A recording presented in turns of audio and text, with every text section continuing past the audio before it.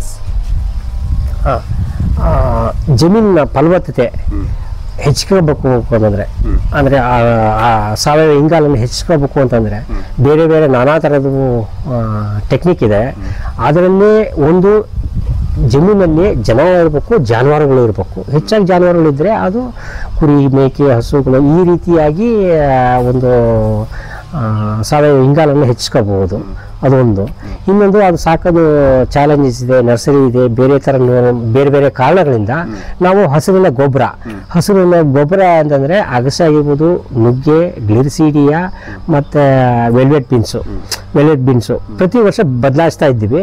ಕೆಲವೊಂದು ಅದು ನಿರಂತರವಾಗಿ ಹಸುರಿನ ಗೊಬ್ಬರ ಆದಷ್ಟು ಬೇಗನೆ ಕರಗಿ ಮಣ್ಣಲ್ಲೇ ಫಲವತ್ತತೆ ಹೆಚ್ಚಿಗೆ ಮಾಡೋದು. ಇವು ಒಂದು 5-6 ನಮಗೆ ಅವರ ವಾತಾವರಣಕ್ಕೆ ಅನುಗುಣವಾಗಿ ಹಾಕ್ಕೊಂಡು ಅವರು ಜಮೀನು ಒಪ್ಕೊಂಡ್ರೆ ಯಾವುದು ಹೆಚ್ಚಿಗೆ ಒಪ್ಕೊಂಡಿದೆ, ಗ್ಲಿರಿಸೀಡಿಯಾ ಓಕೆ, ನುಗ್ಗೆ ಏನಾದರೆ ನುಗ್ಗೆ, ಅಗಸೆ ಅಂದರೆ ಅಗಸೆ, ಇಲ್ಲಾಂದರೆ ವೆಲ್ವೆಟ್ ಬೀನು. ನಾವು ವೆಲ್ವೆಟ್ ಬೀನು ಮಾಡಿಸಿದ್ವಿ ಈ ವರ್ಷ.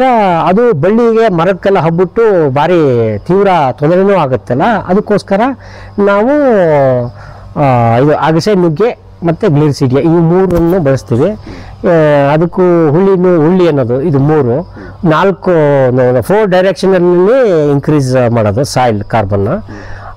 ಇದರಿಂದ ಖರ್ಚು ಲಾಭ ಹೇಳೋಕ್ಕಾಗಲಿ ಅಂದರೆ ಖರ್ಚು ವೆಚ್ಚನ ಕಮ್ಮಿ ಮಾಡೋ ಒಂದು ಉದ್ದೇಶದಿಂದ ನೀರು ಎಲ್ಲೆಲ್ಲಿ ಹೋಗುತ್ತೆ ಆ ಒಂದು ಟ್ರ್ಯಾಕ್ ನಮ್ಮದು ಒಂದು ಲೈನ್. ಅಂದರೆ ಇದಕ್ಕೆ ಅಡಿಕೆಗೆ ಒಂದು ಲೈನ್ ಇರುತ್ತೆ, ಒಂದು ತೆಂಗಿಗೆ ಒಂದು ಲೈನು. ಆ ಇನ್ಲೈನು ಅಂದರೆ 2 ಅಡಿಗೂ ಒಂದೊಂದು ಯಾವುದೊಂದು ಬೆಳೆ ಕಳೆ ಬರುತ್ತೆ. ನೀವೇನು ಮಾಡಲಿಲ್ಲ ಅಂದರೆ ಭೂಮಿ ತಾಯಿ ಕಳೆಯನ್ನು ಉತ್ಪತ್ತಿ ಮಾಡುತ್ತೆ. ಅದನ್ನು ಕಂಟ್ರೋಲ್ ಮಾಡಬೇಕು ಅಂತಂದರೆ ಇದು ಮರ ಆಧಾರಿತ ಬೆಳೆ. ಅದೇ ಕಾಸ್ಟ್ ಆಫ್ ಕಲ್ಟಿವೇಶನ್ ಪ್ರತಿ ವರ್ಷ ಉತ್ತು ಬಿತ್ತು ಬೆಳೆ ಇದೆ.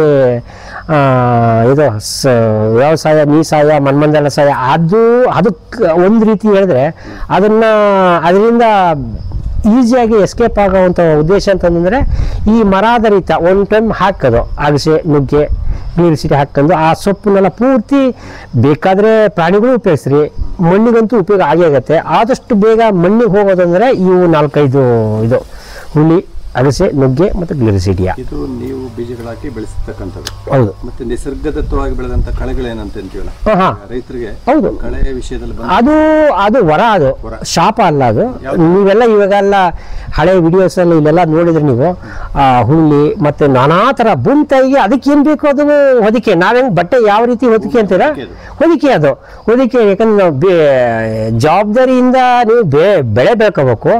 ಇಲ್ಲ ಅಂತಂದರೆ ಕಳೆ ಬಂದೇ ಬರುತ್ತೆ. ಕಳೆಯನ್ನು ಅದು ಸೀಡ್ ಬ್ಯಾಂಕು ನಮ್ಮಲ್ಲಿ ನಾವು 10-15 ಆಯ್ಕೆ ಮಾಡ್ಬೋದು ಅದು ಸೀಡು. ಆದರೆ ಭೂಮಿ ತಾಯಿ ಅದ್ರ ಸೀಡ್ ಬ್ಯಾಂಕು ಮಿಲಿಯನ್ಸ್ ಥರ ಇರುತ್ತೆ. ಯಾವ ಭೂಮಿಗೆ ಎಷ್ಟು ವರ್ಷ ಅದು seed bank mega seed bank. ನಮ್ಮಲ್ಲಿರೋದು ಸಬ್ಸೆಟ್ ಅಷ್ಟೇ, ಅದು ಅಲ್ಪ ಭಾಗ ಅಷ್ಟೇ ನಮಗೆ. ಆ ಸೀಡ್ ಬ್ಯಾಂಕಿಂದ ಬಂದೇ ಬರುತ್ತೆ ಅದು. ಅದನ್ನು ವಿಷ ಹಾಕಿ ಕೊಲ್ಲಿದ್ದಾನೆ ನಿರ್ವಹಣೆ ಮಾಡಬೇಕು, ನಿರ್ಮೂಲನೆ ಅಲ್ಲ. ನಮ್ಮದು ನಾಶ ಅಲ್ಲ, ಅದನ್ನು ನಿರ್ವಹಣೆ ಬೆಳೆಯೋದನ್ನು ತಡೆಗಟ್ಟಕ್ಕೆ ಈ ಮರಾಧಾರಿತ ಒಂದು ಇದು ಏನು ಗ್ರೀನ್ ಮಲ್ಚಿಂಗು, ಹಸಿರಿನ ಗೊಬ್ಬರವನ್ನು ಉಪಯೋಗಿಸ್ಬಿಟ್ಟು ಸೆಣಬಿದೆ, ಡಯಾಂಚ ಇದೆ, ನಾನಾ ಥರದ ಇದ್ದಾವೆ. ಅವೆಲ್ಲ ರೋಟಾವೇಟ್ರಿ ಹಾಕೋದು. ನಮ್ಮದು ಬೇರೆ ರೀತಿ ಇವಾಗ ಉಳುಮೆನೇ ಮಾಡಿಸ್ಮಾಡೋ ಉದ್ದೇಶ ಇದೆ. ಬರೀ ವೀಡ್ ಕಂಟ್ರೋಲ್ ಇದು ವೀಡ್ ಕಟರ್ನಲ್ಲೇ ನಾವು ಕಂಟ್ರೋಲ್ ತಗೊತಿದ್ದೀವಿ. ಇವು ನೀರು ಹೋಗೋ ಜಾಗಕ್ಕೆಲ್ಲ ಫುಲ್ ಇದಾಗುತ್ತೆ, ನೆರಳಾಗತ್ತೆ. ಇನ್ನೊಂದು ಬಾಳೆನೇ ಹಾಕಬೇಕು ಅಲ್ಲ, ಇನ್ನು ಅಗಸೆ ನುಗ್ಗೆ ಹಾಕಿದ್ರೂ ನಾವು ಅಡಿಕೆಯನ್ನು ಮೇಲೆ ಏರಿಸ್ಕೋಬೋದು. ಅದನ್ನು ಮಾಡಿದ್ದೀವಿ, ಇದನ್ನೂ ಮಾಡಿದ್ದೀವಿ.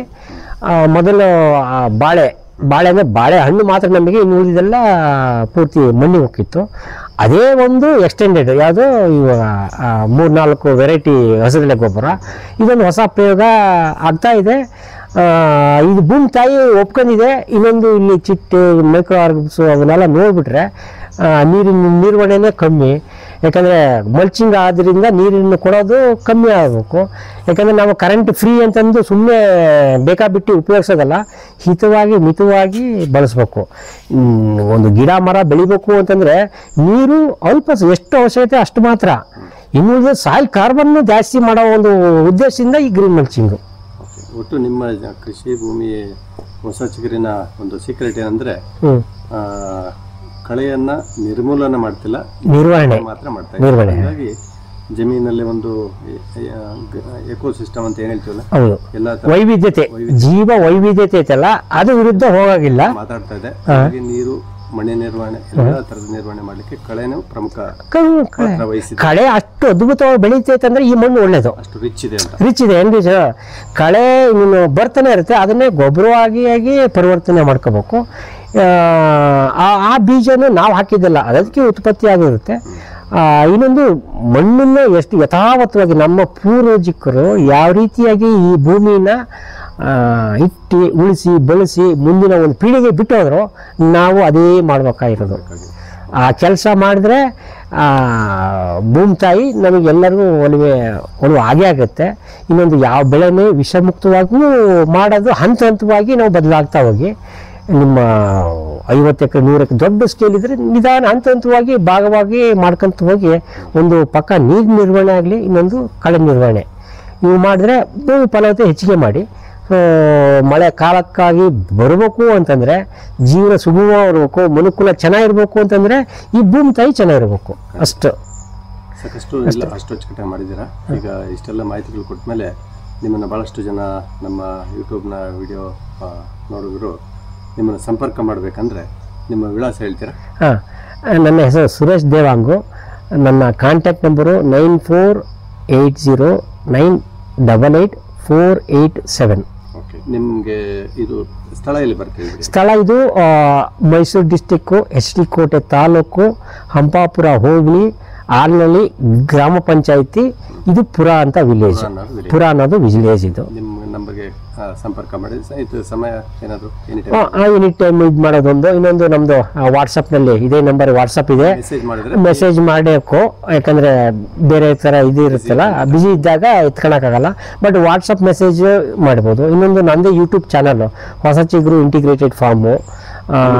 ಸುರೇಶ್ ದೇವಾಂಗ್ ಅಂತ ಗೂಗಲ್ ಮಾಡಿದ್ರೂ ಸಿಗುತ್ತೆ. Playlist, interviews, radio talk, DD ಚಂದನದ್ದು ಎಲ್ಲವೂ ಮಾಹಿತಿಗಳು, ಸಮಗ್ರವಾಗಿ ಮಾಹಿತಿ ಈ ಕರೋನಾ ಬರೋಕ್ಕಿಂತ ಮುಂಚೆನೇ ಸ್ಟಾರ್ಟ್ ಆಗಿದೆ. ಅಲ್ಲಿ ಇದೆ 200 ಚಿಲ್ಲರೆ ಹೆಚ್ಚಾಗಿ ಮಾಹಿತಿ, ಸಂಪೂರ್ಣ ಮಾಹಿತಿ ಇದೆ.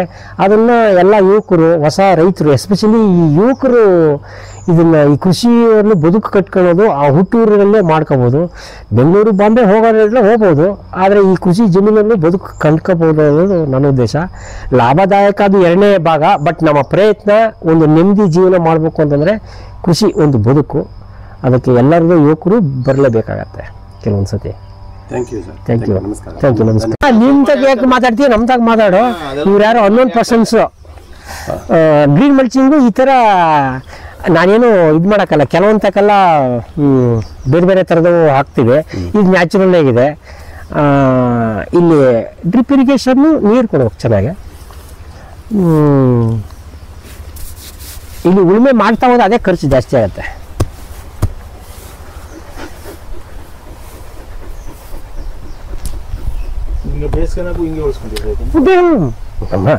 ಇವ್ರ ಸೊಲ್ಯೂಷನ್ ಇದೆ. ಈಗ ಮಳೆಗಾಲದಲ್ಲಿ ಪ್ಲಾನ್ ಇರಬೇಕು, ಅದು ನೀರಿನ ನಿರ್ವಹಣೆ, ಹಾರ್ವೆಸ್ಟಿಂಗು ಮಳೆಗಾಲದಲ್ಲಿ ಎಲ್ಲ ವ್ಯವಸ್ಥಿತವಾಗಿ. ಇವಾಗ ನೋಡು, ಇವಾಗ ನೀವು ಇಲ್ಲಿ ಬರಬೇಕು ಅಂದ್ರೆ ನಿನ್ನೆ ರಾತ್ರಿನೇ ಪೂರ್ತಿ ಫೋನ್ ರೀಚಾರ್ಜ್ ಮಾಡಿರಿ. ಇಲ್ಲಿ ಔಟ್ಸೈಡ್ ಇರಬೇಕು ಅಂತಂದ್ರೆ ಹಿಂಗೆ ಇದು ಮಳೆಗಾಲ ರೆಡಿ ಮಾಡ್ಕೋಬೇಕು. ಬೇಸಿಗೆಯಲ್ಲಿ ಬದನೆ ಬರುತ್ತೆ ಬೇಸಿಲು. ಮಳೆಗಾಲದಲ್ಲಿ ನೀರು ಹಿಡಿದಿಲ್ಲ ಅಂತಂದ್ರೆ ಸುಮ್ಮನೆ ನದಿ ಹೋಗುತ್ತೆ ಅದು. ಸೊ ಸೇಮ್ ಅದೇ ಕಾನ್ಸೆಪ್ಟು. ನಾವು ನಾಳೆ ಪ್ಲಾನಿಗೆ ನಿನ್ನೆ ನೈಟೇ ಆಗಿರುತ್ತೆ. ಇದು ಮುಂದೆ ಬೇಸಿಗೆಗೆ ಇದು ಅವಾಗ ನೀರು ಕಮ್ಮಿ ಆಯ್ತು, ಅದೆಲ್ಲ ಈ ಸ್ಟೋರಿಗಳು ಹೇಳಂಗಿಲ್ಲ. ನೀರು ಕಮ್ಮಿನೇ ಆಗತ್ತೆ. ನಾವೆಲ್ಲ ಬೋಟಲ್ಲಿ ಆಫ್ ಮಾಡಿದ್ವಿ ತೋರ್ಸಾಗ ಅತ್ತಿಗೆ, ಯಾಕಂದ್ರೆ ಇಟ್ಸ್ ನಾಟ್ ರಿಕ್ವೈರ್ಡ್. ನೇಚರ್ ಹೆಂಗೆ ಕೊಡುತ್ತೆ ಅದನ್ನೆಲ್ಲ ಉಪಯೋಗಿಸ್ಕೋಬೇಕು. ಜಮೀನು ಸಾಗಾಣಿಕೆಗೆ ನಾವು ನೋಡೋಕ್ಕೋಸ್ಕರ ಅದು ಇದು ಫಸ್ಟ್ ಕ್ಲಿಯರ್ ಇರಬೇಕು. ಇದಿದ್ರೆ ಮಾತ್ರ ನಾನು ಎಂಟು ಜಮೀನನ್ನ ಸುತ್ತಬೇಕು. ಪ್ರತಿದಿನ ನಾವು ಸುತ್ತಿದ್ರೆ ಮಾತ್ರ ಅದು ಕೆಲಸ ಹೇಳುತ್ತೆ. ಇದು ಮಿಸ್ಟೇಕು ಯಾವ ಗಿಡ ಮರಗಳೆಲ್ಲ ನೋಡ್ತಾ ಇರ್ಬೇಕು. ಅವಾಗ ಮುಟ್ಬೇಕು, ಮಾತಾಡ್ಬೇಕು.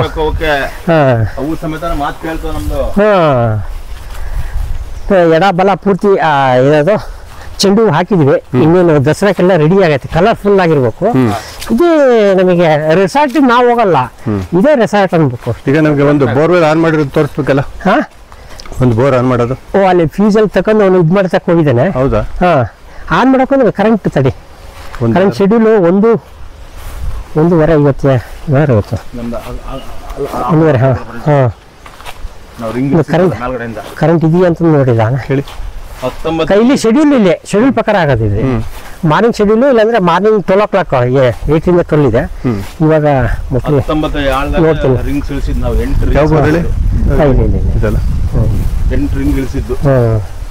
ಇಲ್ಲೇ ಬನ್ನಿ. ಸ್ವಲ್ಪ ವೀಡಿಂಗು ಎಷ್ಟೇ ಹಾಕಿದ್ರು ಅದಕ್ಕೆ ವೀಡ್ ಬರಲೇಬಾರ್ದು ಅಂತ ಮುಂದೆ ಇದು ಪೂರ್ತಿ ಇವೆಲ್ಲ ಲೋಡ್ ಮಾಡೋದು. ಈ ಅಟ್ಲೀಸ್ಟ್ ನೀರು ಹೋಗೋ ಜಾಗಕ್ಕೆ ಮತ್ತೆ ವೀಡಿಂಗ್ ಆಗಬೇಕು.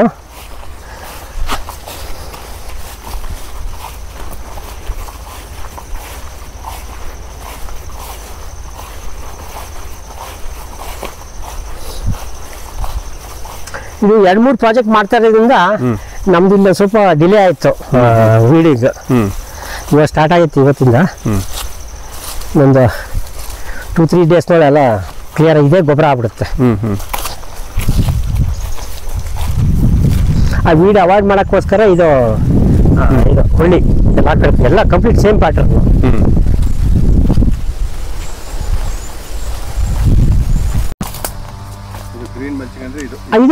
ಇದು ನ್ಯಾಚುರಲ್ ಗ್ರೀನ್ ಮಲ್ಚಿಂಗು.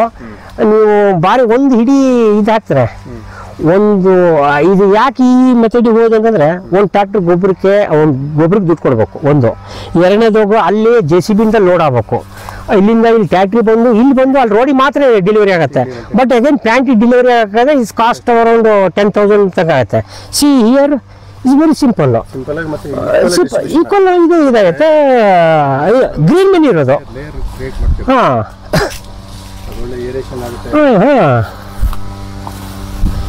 ಇವರು ಅಲ್ಲಿ ವೀಡ್ ಕಟಿಂಗ್ ನಡೀತಾ ಇದ್ಬೇಕಾದ್ರೆ ನೀವು ನೋಡ್ಬೋದು. ಇವೆಲ್ಲ ವೆರಿ ಕ್ವಿಕ್ಕಾಗೆ ಚೇಂಜ್ ಆಗುತ್ತೆ. ಇದು ನೋಡಿ, ಸಾಕು.